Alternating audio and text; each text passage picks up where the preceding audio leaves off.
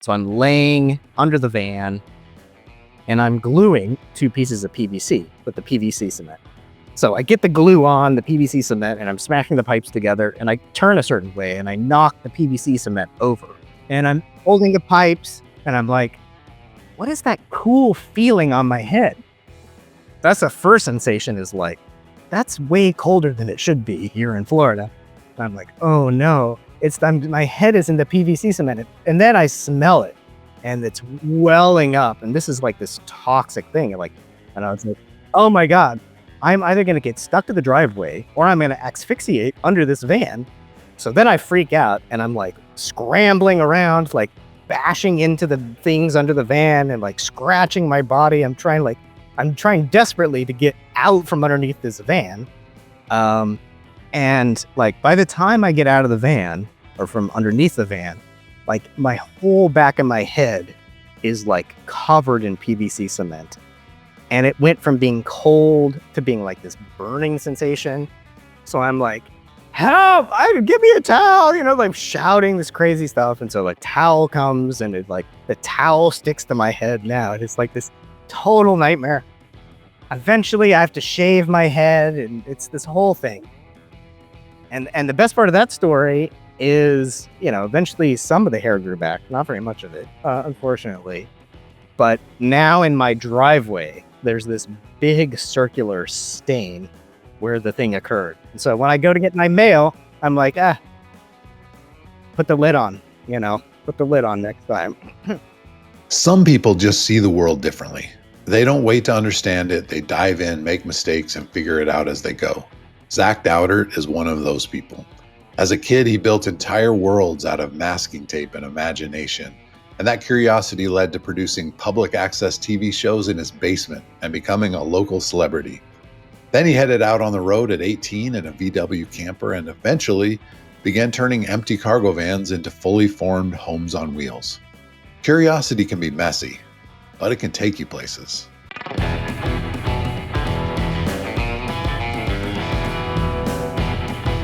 Welcome to Vanlife Roadmap. I'm Jerem with Vanlife Outfitters, and on this show we have real conversations with vanlifers, pro builders, and DIYers who build their own vans, learn as they go, and hit the road to live life on their terms. Today we're sitting down with Zach Daudert, co-founder of Vanlife Outfitters, and someone who was living van life long before there was even a name for it. Zach built his whole life by staying curious and learning through doing.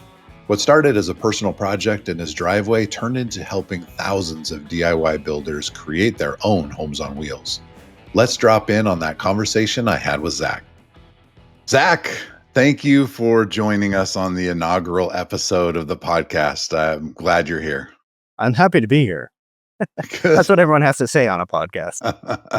We know you're faking it, but that's okay. We'll take it. We'll take Pretty whatever happy. we can Pretty get. happy. Yeah. Okay, so I've known you for about a year, and I hope it's not offensive to say that you are a very interesting person. You're an interesting adult with a very unusual, kind of fascinating life, and so we thought we'd get to hear a little bit about it today. Let's start. Where are you from, and what were you like as a kid? Yeah, so I grew up in Greeley, Colorado, which is lampooned on South Park as the worst place in Colorado, basically. So especially when I was growing up, it was a very kind of rural, ranching kind of place. And what was I like as a kid? I guess I'll go with your polite terminology and say unique. That'd be the polite way to put it. I just, I've always been sort of like, I guess what you would call a maker and interested in making stuff. So I spent a lot of time with my Legos, and I would actually make what I called houses on wheels with my Legos. This is before I had the language for RVs. And I would just get into stuff. I guess one thing about being a kid is I really did not like being a kid.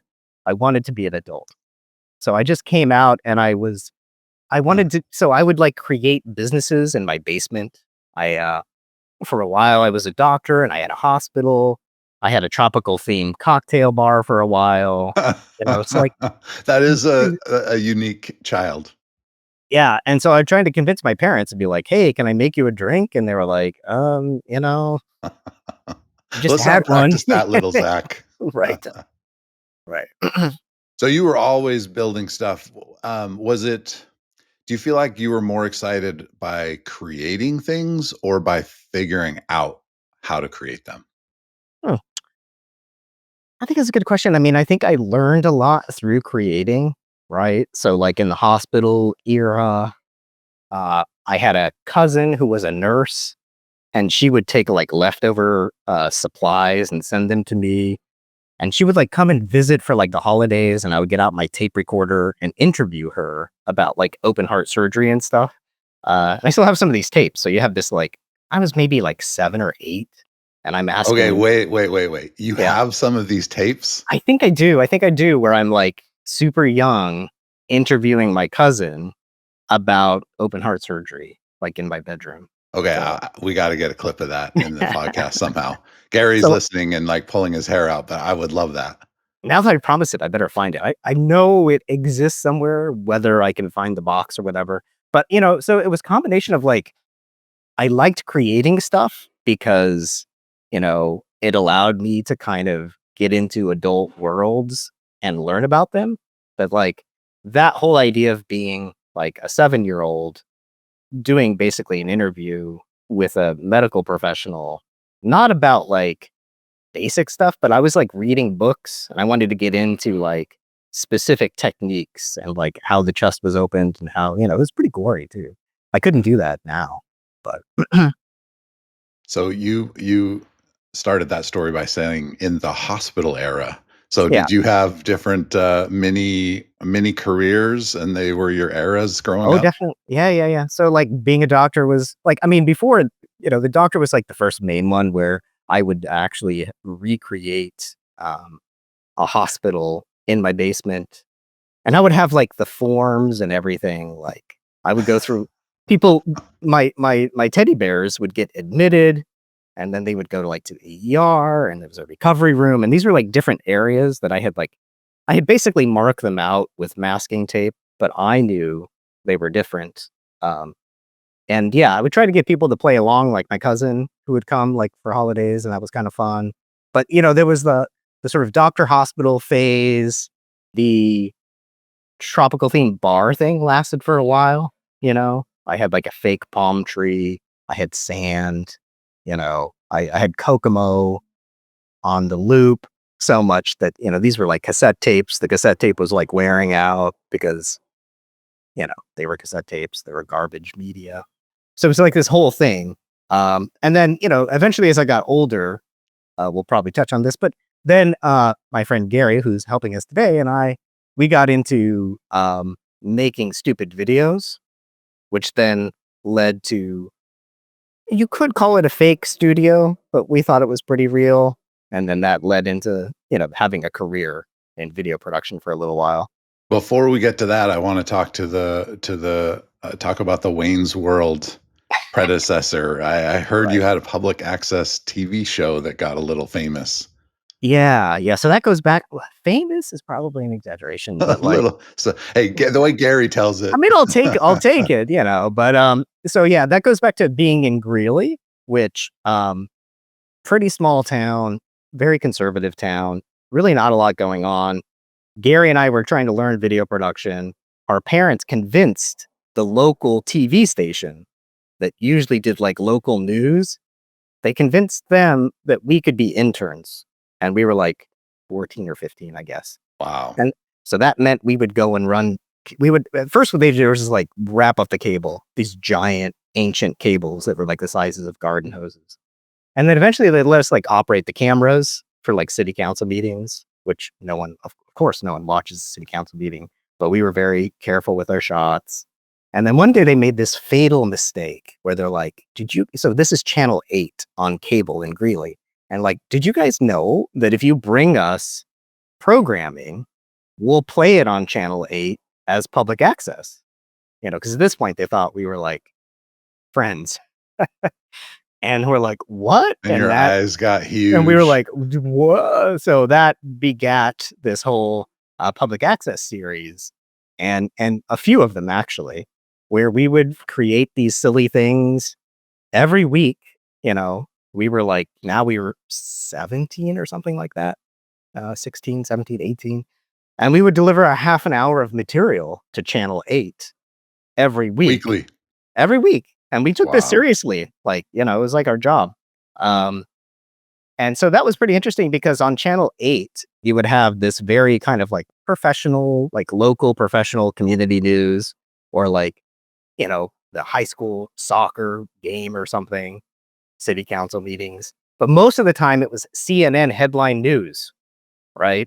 So you're like headline news, headline news, headline news. All of a sudden 8:30 rolls around and our That weird early. stuff. I was thinking like 2 in the morning.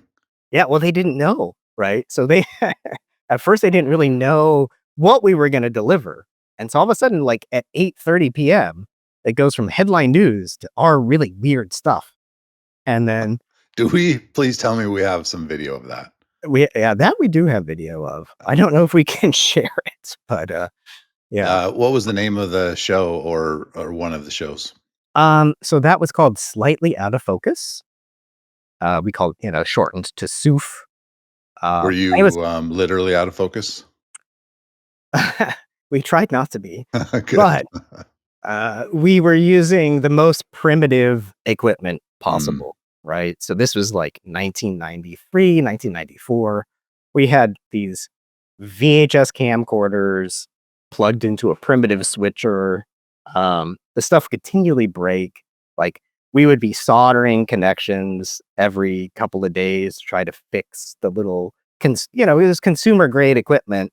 Um, and then it just got worse because when you edited in those days, you had to take your original tape and then copy the parts you wanted to a new tape. And there's this thing called generational loss, where you take a crappy signal from your Uh, VHS camera, and then when you edit it, you lose a generation, which makes it even worse. But this was all that we had. We eventually we started videotaping weddings to make money to buy equipment because we were living at our parents' house. So we didn't have any expenses. And so any money that we'd make shooting these weddings, we would put into buying equipment. But in those days, the equipment just sucked. Like on our budget, even the most expensive thing we could buy was like, we're talking about like a $20 Radio Shack mixer kind of thing. I love that. Mhm. That's incredible. Okay, so we can tell that you are a builder, a fixer. You're curious, Yep. and obviously, because of the name of this podcast, you ended up in van life, and you were doing it pretty early. So, tell us about that first van as a teenager. Why'd you do it? What'd your parents think? How'd you get into it? Yeah. So my dad actually was into Volkswagens. He had his own phases of life. So he had a Volkswagen phase where he would buy Volkswagen Beetles and buses and so on, and he would fix them up, um, and either keep them or sell them. He would go on to do like Harley Davidsons and Airstream trailers and this whole thing. But so I grew up around these vehicles a lot, and my first car was a VW Beetle. So he fixed up a beautiful like VW Beetle. It was a 1970 VW Beetle, Wow. and so and then when I learned to drive on my parents' Westfalia. It was a Oh, so it was a I think it was a 1989 Vanagon Westfalia. So a VW camper was like literally how I learned to drive. So at this time, I was thinking, I'm going to save up all this money I made shooting weddings. And we also did community theater video. We did all this stuff to make a little bit of money. I was like, I'm going to take all that money. And then after I graduate high school, I'm going to go on Grateful Dead tour, right? Dead tour, or at least a little bit and check it out. So to me, obviously the most appropriate vehicle for that was a VW camper. obviously, you didn't really have a choice. I basically now I really the truth is I did have a choice and I made kind of the wrong choice. Okay. We ended up with this VW camper. It was a 1971 Volkswagen Westfalia. and we redid it with the help of my dad. So he worked on the engine, we worked on the inside. This is remodel number 1. I would end up remodeling this van 3 times. But, so that was remodel number 1, and then we're like, "Well, the next thing we have to do is paint a bunch of hippie stuff on the outside." And, so we did that, and that was a bad idea. And many people told us that was a bad idea, by the way. They're like, if you so first of all, you're driving a car to places where law enforcement's probably gonna be a little suspicious about what you're up to, and now by adding this hippie painting stuff, you're adding a giant target onto the already suspicious vehicle. Um, so it turns out that the smart deadheads would drive minivans, and they would put like a dare sticker, which was this anti-drug thing Yes. on. So they kind of were like disguised, and we were like, "Hey," but so that became a little bit of an issue from time to time, even though we were actually not doing anything illegal. So we would get a lot of attention by law enforcement, but they would be extremely disappointed at the end of their visit, right? Because they'd be like, "I'm sure this is the big one. This is the We payday." found them. Yeah, and it just was like, "Ah, man, these are like squeaky clean kids." But anyway, so that was the first van, and And then how old were you? Did you say 17? I was 17 when I got that van. Yep. And then we went on the road when I had just turned 18. We lived in that van traveling cross country once, maybe twice. Um, and so that was kind of like the first van life in terms of not just going camping, but actually living in the van full time and traveling over the road. And so your dad had restored VWs, but I didn't hear you talk about vans other than the family van you lived in. Had he made that? Were you involved in making that van? No, no. So he did a lot of restorations on older VW vans. So like probably 1972 and older. Um, but while he was doing that, they bought a almost new, like it was like an 89 Vanagon Westie. And so this would be the car that we would take on family road trips. Okay, so it was family road trips. I think I said lived in. I meant learned to drive in. And I learned Um, to drive in it too. So we did family road trips. yeah. And then when it came time to learn to drive, that was like the car that I got to Okay. drive on. So, how did you learn to build the inside of this van, and were there any big mistakes that you made other than painting it in bright "pull us over, cops" Yeah. paintings? What could possibly go wrong? I made every mistake. I didn't know anything. Like I was, and this is why the van got remodeled 3 times, is that I would make it ever so slightly better in proportion to my knowledge and my microscopic budget, right? Okay. So, but I really didn't. I at those in those days I was into like video production, and so I didn't really learn anything else. I didn't know much about electricity or plumbing or anything. So I just poked at it and broke things. My first inverter that I bought at Camping World, I think it was like a 200-watt inverter, and it was like the fanciest thing in the van. It allowed us to run a vacuum cleaner and Hmm. like an old school television, like the boxy type with the tube in it. Um, Those aren't the first 2 things I think of. Certainly not the vacuum cleaner. It was a dirt devil, like that was the most luxurious thing that we had in the van. I mean, it had like 9 gallons of water. It had an ice box and something that resembled a bed. I mean, that was the extent of the amenities. Okay. Yeah. And you said you made improvements over time, but you Mhm. didn't have very much money. So how did you afford to make those improvements? Yeah. So I pretty quickly got in, like after living in the van, um, I pretty quickly got into like, I became interested in how to upgrade the van. And I would look at RVs and I'd be really jealous of these RVs, right? Like, first of all, they're going more than 40 miles per hour. Second of all, they just seem so luxurious, right? It's like I love the van, but I wanted some of the systems that the RVs had, right? I wanted a Okay. real refrigerator, like going and buying ice bags all the time, you know, that sucked. The lights not really working. So all the things that these RVs would have. So I started like looking into how RVs were made. And I would go to RV dealerships and I would generally get chased off because, you know, I didn't really look like a legitimate buyer, to put it politely. Um, and then I would go to the library and there was this magazine called Trailer Life magazine. I don't think it exists anymore. And you could tell by the ads for like diapers and jumpsuits and so on that I probably wasn't the target demographic, right? Like, No, I bet not. because in those days, old people drove RVs around and they park them in different RV parks. And they basically just went from like place to place, RV park to RV park, watching the Wheel of Fortune in different places, right?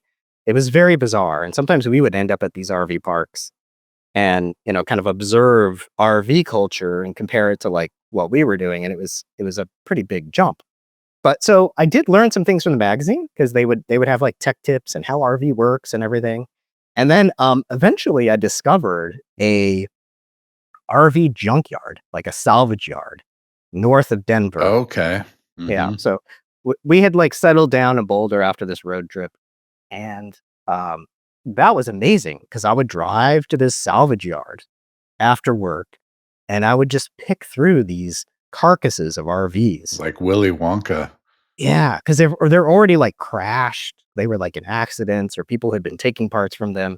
So, I was just picking through and I could start to learn firsthand, how did they do the plumbing? What did Wow. the electrical systems look like? Because this was also before the internet really existed, and so if you wanted information, it either had to be from a book, and this was, like these were not the kind of books, like technical guides for RVs that you're gonna find at most public You didn't libraries. find that in the Britannica? No, there's just like there wasn't any information. So I had to look at it and try to figure it out. And then I would buy whatever I could afford and I would usually it was broken and I would try to fix it. So Mm, like okay. I yeah, I would spend weeks trying to fix a refrigerator. Like this was a three-way refrigerator that run on propane, 12 volt or 120 volt. And like weeks and weeks and weeks I would spend like till 2 in the morning and it never worked. So I never fixed it. Sounds like the RV junkyard was a game changer. It was. It's long gone, but that place was really cool. So, you mentioned video production. Was that your primary career shortly after, in early adulthood? Yeah. Yeah. So as soon as I could get a job, like a real job, that was the job. So yeah, I started in video production, kind of doing just everything. And then eventually I sort of settled on being a video editor.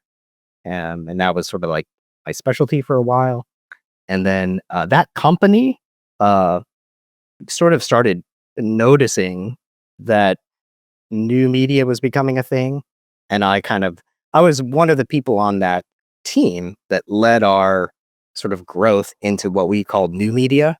So these were those cheesy CD-ROM things you would get back in the day, or like really early websites. So I kind of went from like video production to new media, and then eventually I became sort of somewhat of a web developer and a programmer. So I was doing like more technology stuff. But what was fun about those days is this is again before there was YouTube, and so we were a video production company embracing sort of like new media and the web, and so we were figuring out how to do streaming media and Mm. delivering video in these new mediums. And it was hard. Like YouTube just made it easy. Like no one ever thinks about it anymore.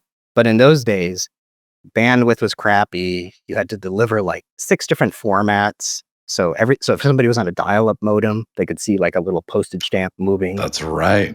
I Mm, forgot about that. right. And so that was pretty crazy. So we were working at that intersection of like sort of web development and video production at that time. Okay, and then a plot twist for anyone who hasn't met you, in real life, somehow you end up in Panama. Oh, Well, what was that about? What was that about? Well, I was in the shipping business. No, I'm just kidding. Huh. What was that about? Like, I was working an awful lot. Um, so throughout this whole period of time, I was really into two things, like camper vans and gardening, and growing food and just like plants and stuff. So that was kind of like gardening became this antidote to all the tech weird stuff that I was doing. Okay. I I got like really that. into it. I got really, really into it. And I was living in Boulder, Colorado, and I never liked the winter. And then my gardening habit became um, really crimped by the weather, right? So, like, Are you talking about carrots or is this a euphemism here? no, no, Your seriously. gardening No, no, no. I, habit. I didn't grow anything illegal. It was, I was A really into gardening like, habit.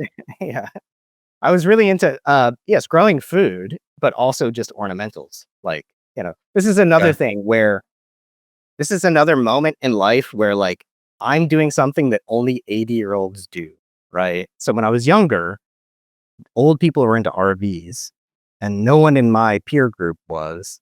And then like during this time, which is like my 30s, I'm really into like gardening, which is like again something that only old people are doing, right? Like now I guess it's trendy to have fancy plants and stuff, but I was just super into it. So I was sick of the weather in Colorado. The growing things in Colorado totally sucks. Like, it just is a very hostile climate. Mm. And I was like just kind of burnt out working too much. So I was like, I'm going to solve all these problems by like downshifting in Panama where I won't have to work as much. I'll be living in a climate that I like and I can grow my own food. And it's kind of like this whole thing. Right. So I was like, I'll try that out. Like, why Panama is a different question, but I ended up buying some land in a town called El Valle de Anton, which is a small town actually literally inside the caldera or the crater of a volcano, right? So an ancient extinct volcano, or so they told us. Um, but yeah, so if you think about a volcano, it's a mountain with like the crater inside. So this town was inside that crater. Um, and built a house and the whole thing. Yeah, so it's a whole different story. And how long did you live in Panama? Well, I ended up living there off and on. I sort of like the first stint, I think was like 2.5 years full time. And that was like when the house was being built. And then I moved back to Colorado for a while to work with that company again. They needed some help and I needed to change. And I would go back to Panama.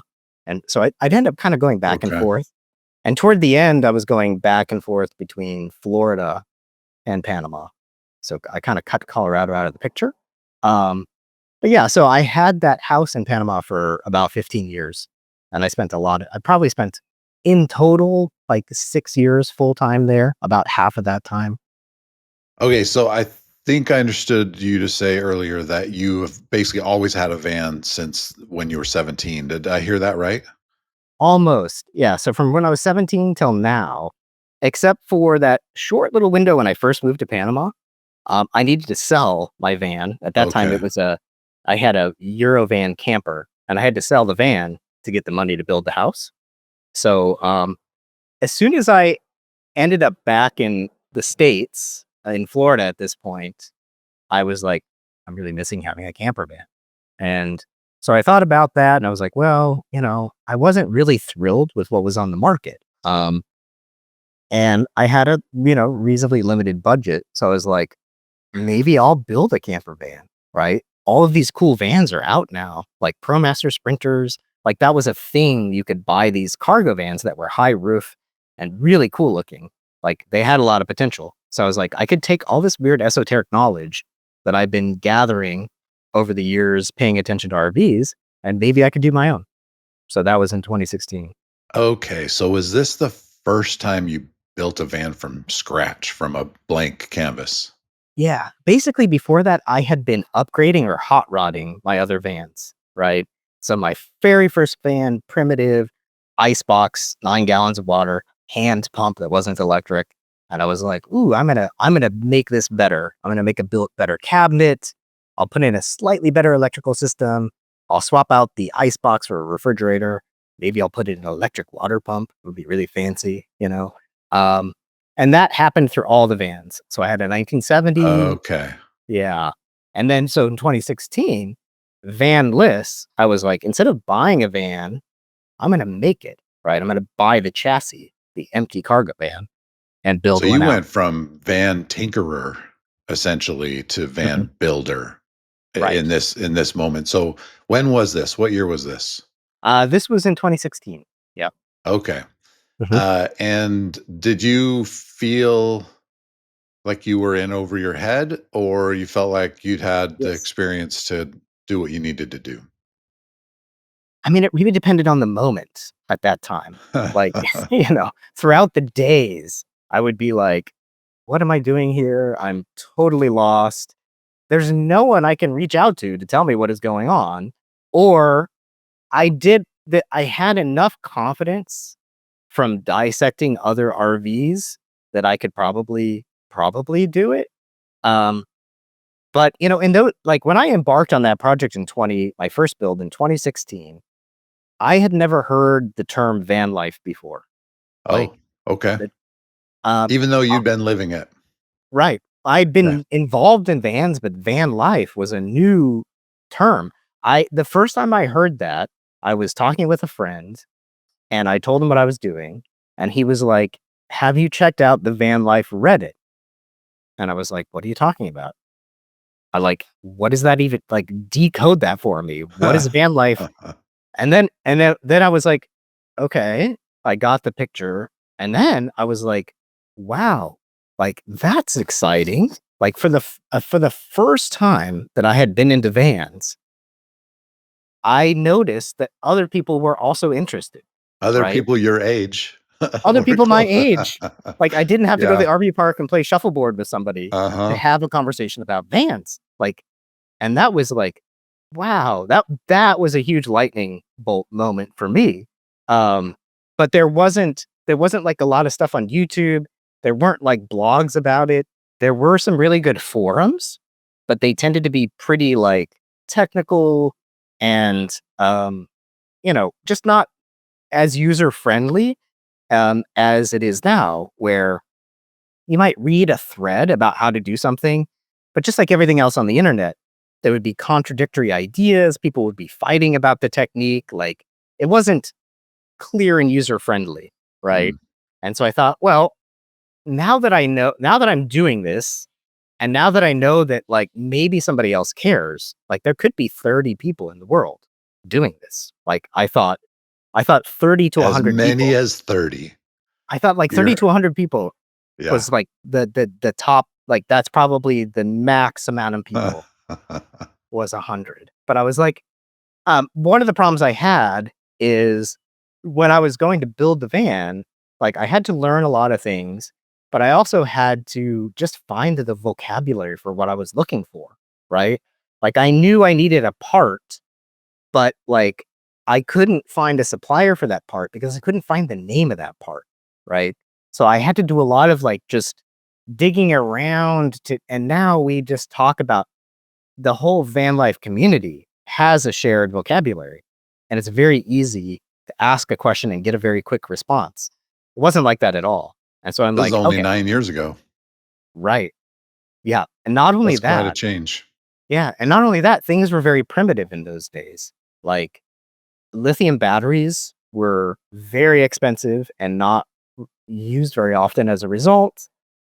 So much of the innovation that's happened in these 9 years, 10 years is extraordinary, right? I mean, whole classes of products didn't exist, like electrical system parts, you know, the range of appliances, 12-volt or other DC air conditioners, like all of this stuff was like, all of the exterior stuff that you put on a van, like none of that really existed because the industry didn't exist. Like there were maybe a couple hundred of us, maybe it was more than that, doing this weird thing. Um, and so, I thought, well, there might be 30 to 100 people who know about this. I'm learning. why don't I start a blog, which is something I knew how to do because I had web development experience. So it was really easy to be like, I'll put together a blog, I'll share what I know. And then I had always wanted to be a t-shirt mogul, which is a quick Mogul. aside. I don't think I've heard those two words together ever. It's a hard thing to do, as it turns out. Maybe that's why I haven't heard about it. But I thought, it'd be really cool if I made some like van life. Now that I'm so excited about this van life world, like this is in a community, like it exists. I'm not the only person. I'm going to make some t-shirts celebrating van life, Okay. and I'll put that up on my blog, and then maybe people come and they read an article about, a water heater, and they're like, "That's a cool shirt. I want to buy the shirt." Well, I'm not a very good graphic designer, so the blog actually kind of took off. People started reading it, but the t-shirts never sold. But that is the So origin of the name. Vanlife Outfitters was like, I thought, well, that's a cool name for a company that was going to sell shirts. Of course, years later, we saw a much bigger need for people to actually buy the essential parts to build a camper van, not the shirts. I'm sure the shirts are beautiful. I still They think were it's a ahead good of their idea. time, Zach. It I, was just I ahead of its time. I would wear them around and people would say, "Hey, that's a cool shirt." But I mean, it's funny, the only time I ever sold any was right around the holidays. So like Mm, of you could almost see somebody course. being like, "I need to buy a gift for Joe." And like, oh, that's perfect, right? He Joe wants a likes shirt. Vans Right. and ugly shirts. I think it's still a good idea, man. It's still a good idea. Somebody could be So the t-shirt mogul. We yeah, could still do it. well, we can still Huh. do it. So, Yeah. hopefully Gary can put in some of your best t-shirt designs here over the video. Well, Okay, so you thought there's not enough information, so I'll share what I know, woohoo. and maybe I'll sell few shirts. But Mm. it was sharing the information that you were discovering that was hard to get to. Um, that's in 2016. Uh-huh. You started the van and you started the blog. You started Right. the t-shirts. Um, and the van was the first time you'd ever built a van. Um, so necessity is the mother of invention. Probably. And you didn't know what you were doing. So did you come up with any innovative solutions on this van? Anything interesting that you figured out that uh, helped make it possible? It's hard for me to answer that question. One thing to keep in mind is like, even though it was the first time I'd done it, I had been thinking about doing it since I Mm. was a kid, right? Like my Legos had layouts, and I would visualize how I could take a house and put it into a small form You were factor. finally the age that you should have been back then. I know, right? So I had that this I had been like playing around with layouts. What do I like? What do I don't like?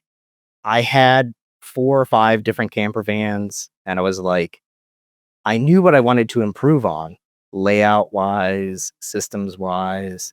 So I had a pretty strong vision but I Okay. needed, I mean, it started with just like, a scale piece of paper and drawing boxes. Like, Mhm. where am I going to put stuff?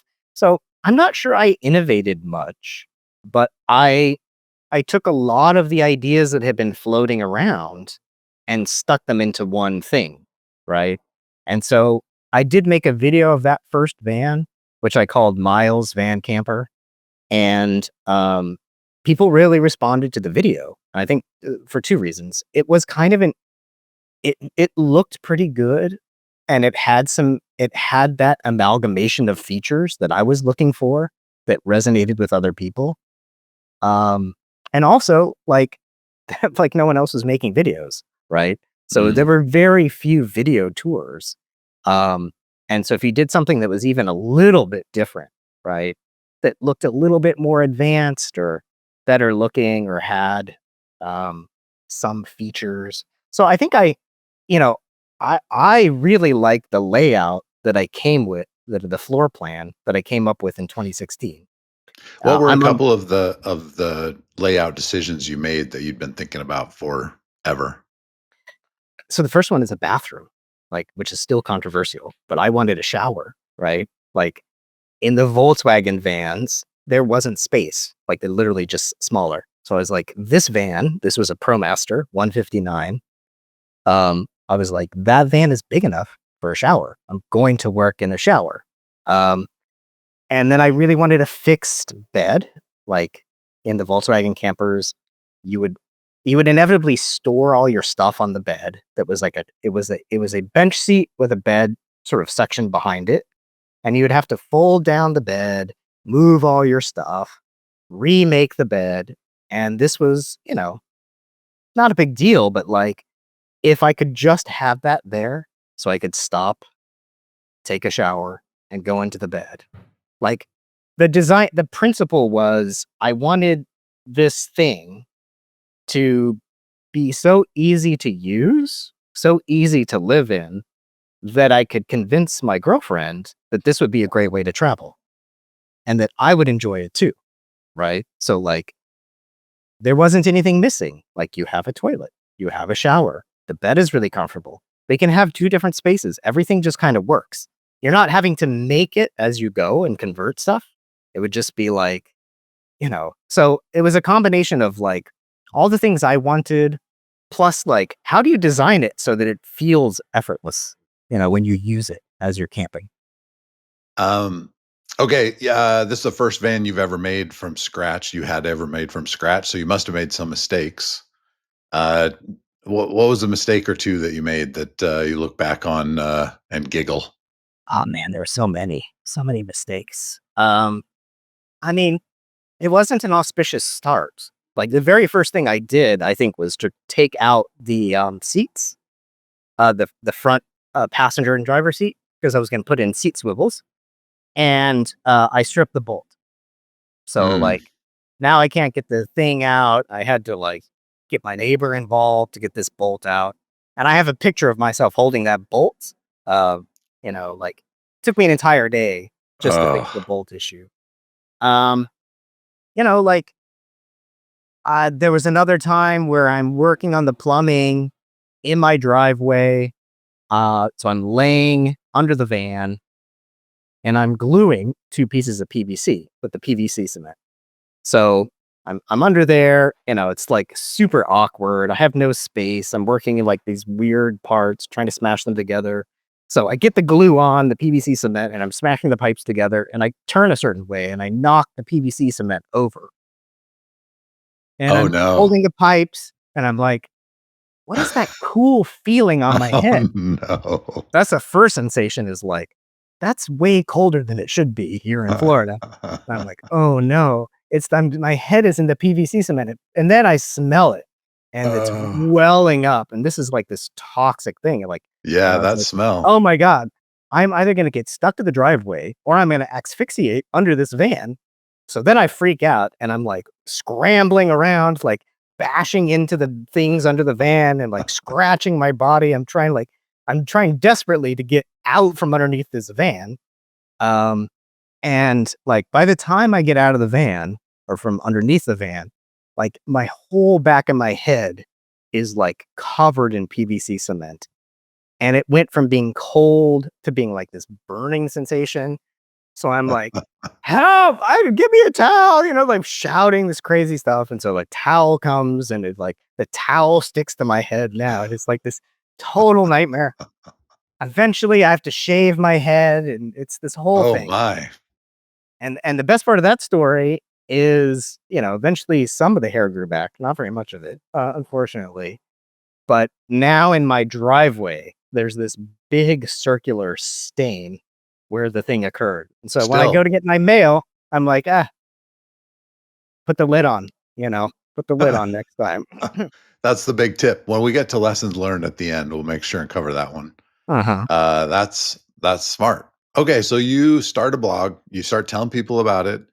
What are a couple of this first topics you felt like you needed to share? Um, I think my first post was actually like, how did I choose a ProMaster van compared to the other ones? And I think I made some disparaging comments about transit vans, but the transit van is not as ugly as it used to be. So I take all that back. Um, and, I got into um, plumbing systems, electrical systems. Um, you know, I I did some unusual appliances, like I was using marine water heaters in my builds, which is now something that Vanlife Outfitters sells, the Isotemp line of water heaters. In fact, my computer is sitting on an Isotemp water heater box right now in this warehouse. There's more of them right here. VanlifeOutfitters.com. Um, but that was kind of a new idea too, right? Like Mm. using finding stuff that was useful out of the marine world and co-opting it for the van world or the RV world. Um, but yeah, so the blog post, and then I would just write, um, I would include links to everything so people could source the materials. Because again, that was one of the pain points that I had was, okay, I want Yeah. one of these marine How do you water find it? heaters. Who sells them? Like, and the place that was selling them was in Seattle and I was in Florida and they would ship it out here and it would get bashed up and broken. And I was like, oh man, and then I look it up and I'd be like, I noticed that the company that makes these is headquartered in Fort Lauderdale. Instead of shipping another one from Seattle and having it completely destroyed by the freight companies, can they just send it to me from Fort Lauderdale? Oh no, can't do that. It's got to do this whole thing. And so that was the seed. I was like, you know, there were two things happening when I was thinking about a store that sold products. Is I was having those kinds of experiences with vendors that were not great, right? And I was like, they don't understand what we're doing here. Like, we're not building boats. They're not customer service forward, and nobody was selling all the good stuff in one place. It was all over and like shipping, and it was a nightmare. So that was happening, and I was like, they say a lot of good businesses come from your own like pain. Like, what is driving you crazy about your experience that you think you can make better? And then the other thing is because the blog post was like talking about systems and how to put stuff together, I started getting a lot of people wanting to ask me, hey, what insulation should I use? What water heater should I use? What do you think of that refrigerator? What do you think about this thing? And so all these conversations were happening around choosing products. And I was like, and it made me realize that actually just sourcing the materials for a van build is a major pain point. And it doesn't have to be. Like, that should be one of the easier parts. Like, actually crawling under the van and gluing your head to the driveway, that's gonna be difficult. But, like, You did getting it the pretty part. well. I don't know. I mean, I used to have hair, so there's consequences. So anyway, all of that stuff became like, why don't we do our own store where we take the best stuff, we have it all in one place, we will be really careful when we ship it. All the things that I was hating about the experience, uh, and it would solve the problem. Is like instead of somebody saying, "Hey, what would you recommend?" You've done 2 or 3 vans now, and each van I would use different stuff to try to figure out what I liked the best. And they'd say, "You've done 3 vans. What, like, which one would you choose? How would you?" And I'd just be like, "Well, go to the store. It's all there, right?" Like, and so that became one of the foundational um, value promises of Vanlife Outfitters is like, we're going to get these products, we're going to take them on the road, we're going to use them, we're going to try to break them, we're going to see how they work, and then we're only going to choose the awesome ones, right? And so when you start your van building project, you probably have a spreadsheet. Sure. Get out there. You probably have a list or a spreadsheet of all the stuff you want to buy. And it becomes overwhelming because you want the van to be perfect. You want to have only the best parts. Everyone's saying different stuff. Like, you're like, how do I choose something that is going to perform at a high level that I'm going to be happy with, that does a job? And we're like, well, what if our store, when you go to a category of like water heaters, it's just the good stuff? And so no matter what you buy out of that category, they're gonna have different attributes. One's gonna be propane, one's gonna be, a coolant-based heater, but whatever you choose out of that category is gonna be awesome. And that like will save you like days of work just by narrowing it down to the good stuff. So you started Vanlife Outfitters, the blog, in 2016, and in 2020 you started the store, and you and Josh were partners on that. We'll talk to Josh in another episode. How did you two meet? So he was one of the like so back in the day when the blog had just started, he was one of the first people who started emailing me about, "Hey, I'm building a van. What should I use? How should I do this? I see that you're in Florida and I'm in Florida."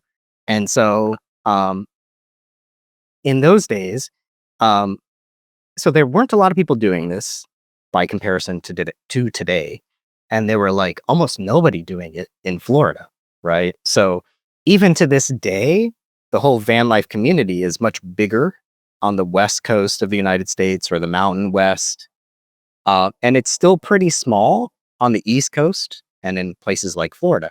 And so, we just initially had a lot in common there, and then we kept in touch because we were both in and out of Florida. And then in like 2020, um, he'll tell the story better than I would, but he started building vans with a company. And he wanted to get me involved in that. And I was like, no, instead. Well, so first of all, I'm stuck in Panama because of COVID. That's a whole different story. But the lockdowns closed the airport in Panama. So like I was in Panama in early 2020, COVID happened and I couldn't leave. Like I would have to get on a humanitarian flight or stay. So and it was a lovely place to be. And so I just stayed. So I'm like, first of all, I'm in Panama. And second of all, I think there's a different thing here, which is the store idea. And he was experiencing a lot of the same stuff that I was experiencing as a DIY builder. He was experiencing as a pro builder.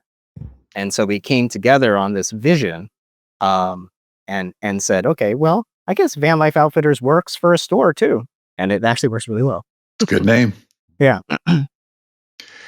Okay, so you guys combined forces in 2020, launched the store, Mhm. and obviously it's a powerhouse in the industry, and you guys have done really well. As you look back on it, what are you most proud of building together?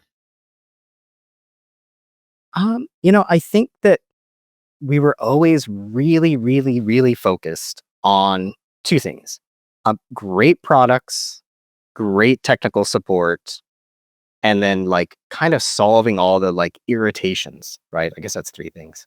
But like the great products things I've already talked about, like we had it, we suddenly were in a position where we could we could source and test and make sure that in one place everything you needed across every category was trusted, right? And that all the questions that I had as a builder, if you called us up, we would answer, right? So we would have incredible customer support um, that went above and beyond. And and the thing is, so if you think about this person, me, I'm like, I'd been into vans my whole life, and now I'm excited that other people are into vans, and so I felt like we could do this better than other people because we were really into vans. We were doing van life. We weren't just looking at this as an opportunity to like make money, right? So like it really came from a place of like true passion and like being part of that community, right? And the other thing that we did by continuing to create content, by really engaging with our customers and being peers to our customers, is we started building a community around the store and around our content. And I think, again, that just comes from like the authenticity, which is a word that people throw around a lot um, to kind of add something to their brand that doesn't really exist.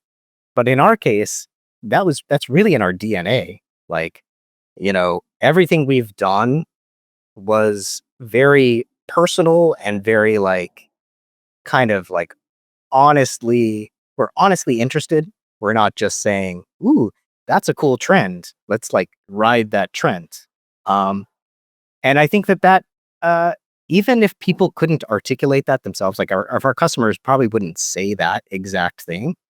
But if you look at what we're doing, if you look at the reviews that we have online, if you come to one of the events that we sponsor, like Peace, Love, and Vans, you'll see that people appreciate that, even if they can't tell you exactly what they appreciate, right? Um, so I think that's what we did really well, and that's what we continue to do well, because that's the foundation of who Vanlife Outfitters is. Like, it's a business serving van lifers as van lifers, rather than as just sort of like, I don't know, business people. So that's a perfect segue to where I was headed is peace, love, and vans. So your love of the industry and the community is palpable in the way you talk about it. And you and Josh also partnered to co-found Peace, Love, and Vans. It's a beautiful T-shirt, part of the Yeah, the mogulhood that you've built up. I'm So getting there. tell us about co-founding Peace, Love, and Vans. Why did you do it? What was the market need that you were filling, and how's it going?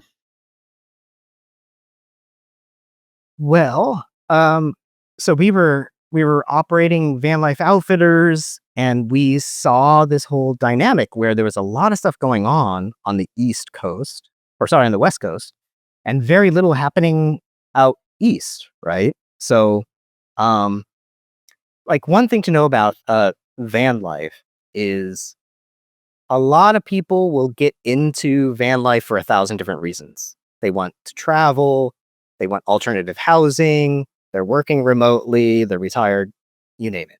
There's a billion reasons. But one of the things that's almost universal and how people stay in van life and why they like it is the community. And we're like, we should do a Florida van life gathering. And we're like, how hard could that be? And that so I've seen you behind the scenes on one of them. The answer to that yeah, question is very. it's stupidly hard. So like many things, building a house in Panama, building a camper van, starting a gathering for vans, we're like, it starts with that hubris of how hard could that be? Let's just do it. Um, and then you just get punched in the face by the difficulty. Um, but anyway, so we did it, and the first year, we put a lot of effort into. Um, we not only wanted to create something on the East Coast, but we wanted to create something that was different, that was more of a community gathering and less of an expo. So many of the camper van events or overlanding events are expos, and the expos are awesome. Like, we go to the expos, Van Life Outfitters attends the expos, and we exhibit there. Um, but it just has that one dimension. So maybe people are parking in the camping, but they're like, oh, they're camping in the parking lot. That's the way. So maybe they're camping in the parking lot. But it's mostly just, big industry expo. It's a commercial event where people can kind of come and camp. And we're like, we kind of want to flip that script, and we want to make it a community event with an expo. So there'll be an expo, and we want to have Van Life Outfitters represented there. We want to have other companies represented there, professional builders. We want to show off the East Coast ecosystem that's just getting started. But we really want that focus to be on community. And so we spent a lot of time sort of creating the event and the dynamics, like everything from like how people are parked to the programming that we have, to really almost force interactions, right? So when you come in and you park your van, you're parked in a row that forms a street, and you're pretty close to your neighbor. And initially there was some kind of pushback around that because of like a lot of these camper van events, you just sort of like park where you want to be, and you know, it's a free for all. And so that's great. But the regimen that we have, the reason we're doing that is, even though you may not like it at first when you come in on Friday, by Sunday, there's a really good chance you're good friends with your neighbor, right? And then they've introduced you to other people around you. And so little things like the architecture to, like I said, the programming, all of it was designed to emphasize the community. And even though it was a horrible process to do, and we ended up with we basically ended up running Vanlife Outfitters and this event at the same time. And we ended up with a trailer full of equipment, like coolers, all kinds of crazy stuff, traffic cones. It's bananas. Like putting on these events is so hard. And you need so much stuff. Like you need so much stuff. But anyway, it's crazy. Like when you start thinking about it, you're like, how hard could it be? By the end, you're like, I'm buried in equipment. But the first year was fun. It was a big success. People gave us a lot of good feedback, and we're like, okay, well, it is easier the second year, and then so on and so forth. And so that's how that started. Was just let's do something basic, simple, community oriented, and then it just sort of it took off because the vision and the community feedback were really positive. And so you've got your fourth, I believe, coming up in March of 2026 in Yep. the Tampa area. Right. But you're expanding this year. Tell us about that, or next year. So this time we knew better. That's the crazy part. So the first time we had plausible deniability, like, oh, what, how hard could it be? The second time, now that we're expanding into Colorado, we knew better. But that was, and that was again response to the community is like, this event is awesome. It's so much different than what's happening around the country. Why don't you guys do that in my town? So people would say, come to the Upper Peninsula of Michigan, come to Nevada. Like, I have this place in Northern California. What about Virginia? And so the idea of more than one festival was always percolating, but we were like, we don't have the time. We know how hard it is, et cetera, et cetera. And we're like, so we were finally convinced to do a second one um, because we sort of can and we have the resources to do it. And we've gotten to the point where we have really great partners like Vanlife Outfitters and some of the builders. And so um, then it was like, well, where do we do it? And um, that's a difficult question because so many people are like, do it here, do it there. You know, there's all great places, but Colorado is not only where I grew up and kind of where I got into camping. So I have a lot of history of van life in Colorado, like it's sort of where it all began for me. So personally, if it has a lot of pull, and then just as a place where the community exists of van lifers, it's either where people already are. There's a big van life community that home bases out of Colorado, or it's a place that most van lifers would be very happy to go to in June and experience, you know, that environment. Um, and then the third thing is we found this amazing ranch. Like it's really hard. The other thing is like just starting to find a place where you can have 500, 600, 700 vans camping over the weekend, parked in rows, where you can have a stage with live music, or you can have a couple hundred, you know, people exhibiting. Um, it's really hard to find spaces where that's possible, like just physical spaces that are beautiful, right? So we're never looking for like a parking lot. Uh, we're not looking for, you know, a state fair grounds. We're looking for places that like kind of epitomize nature in that environment. So, and these are hard to find. So in Florida, we have this amazing park. It's a Pasco County park. It's tucked into the Oaks. You know, it's next to a river. Beautiful location. And so in Colorado, it was important to find an equally inspiring place where you'd want to camp, right? Where you don't just feel like you're in a Walmart parking lot. And so we found Hummingbird Ranch. Uh, one of our co-producers, Mike, who also is a tech support guru at Vanlife Outfitters, he knew the guy who owned the ranch, and it all just kind of came together. So that was really lucky just to find a venue that could support an event of that scale. And that's in June. That's in June of 2026. Yep. June in So Colorado. yeah, Beautiful. yeah. I look forward to it.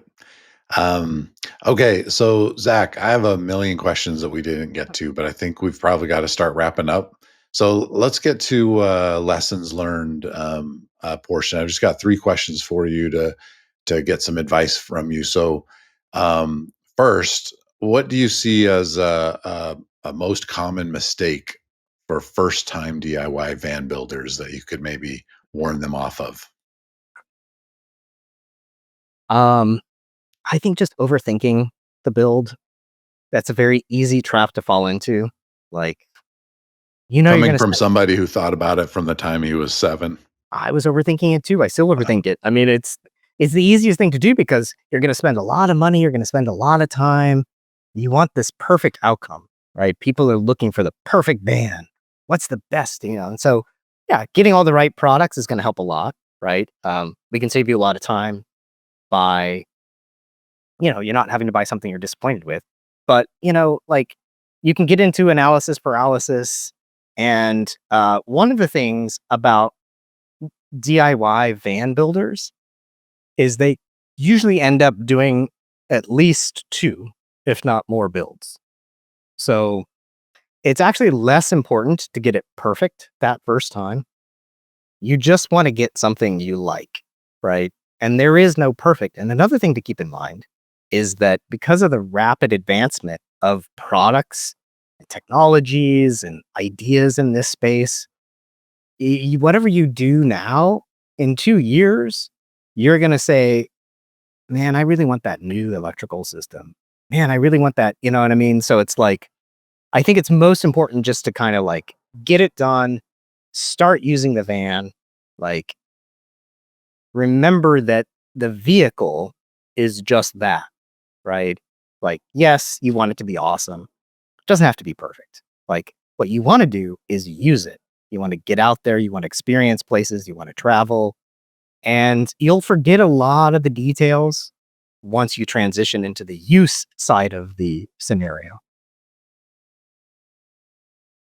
That's a great way to put it. Yeah. I like that a lot, and in fact, I think you might have answered my next question. Um, so I was gonna ask you about advice for someone who's nervous to get started on a big build. Maybe you would say, "Just do it." What could possibly go wrong? I mean, Well, I well, think you keep the cap on the lid. We said we were I gonna was bring gonna that up. right. So, if they're nervous about it, what would I say? Um, I would say these days, there's such an incredible support system, right? So, if you buy stuff from us, we'll support you. If you go online, there's YouTube videos about everything. If you get stuck in person, you can probably there's a million service providers, right? So, um, you can think of it as if I get stuck, there's a community, and that community is really big now. And that goes from where you're buying your product, that goes to just like online support, but also, let's say you can also segment what you do yourself.